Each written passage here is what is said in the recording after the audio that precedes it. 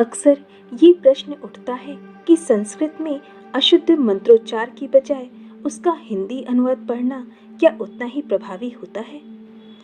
हमें यही जानना है कि प्रभाव शब्दों, ध्वनियों में है अथवा अर्थ में।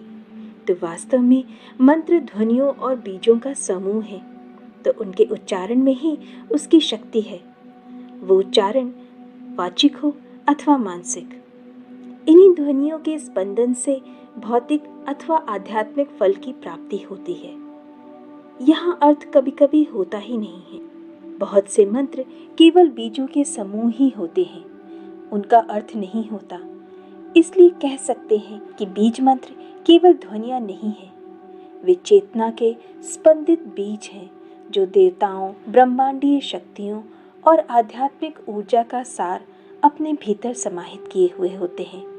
ये मंत्र बनाए नहीं जाते, वे प्राप्त होते हैं। वे श्रुति हैं जो मन से परे अंतरात्मा की गहन मौन स्थिति में सुने जाते हैं, देखे जाते हैं। इसलिए इन मंत्रों की खोज करने वाले सिद्ध ऋषि मुनियों को मंत्र दृष्टा कहा जाता है। ये सिद्धजन तब आंतरिक मौन और पूर्ण समर्पण के द्वारा अस्तित्व के सबसे सूक्ष्म स्तरों में प्रवेश करते हैं। वहाँ वे ब्रह्मांडीय चेतना की मूल ध्वनियों को अनुभव करते हैं और उन्हें बीज मंत्र के रूप में प्रकट करते हैं।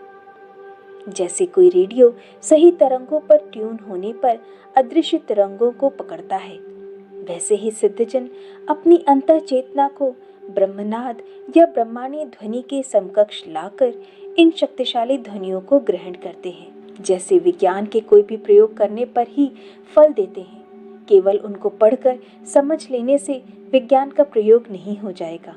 ऐसे ही किसी मंत्र के अर्थ से आप उसके पीछे की भावना और अर्थ तो समझ सकते हैं, पर इसके फल नहीं मिलेंगे।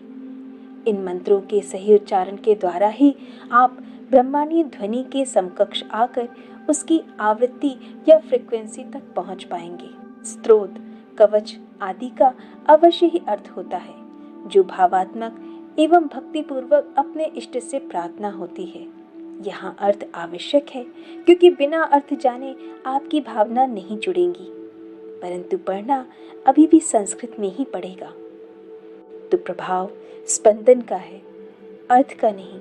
इसलिए संस्कृत को जानना आवश्यक है।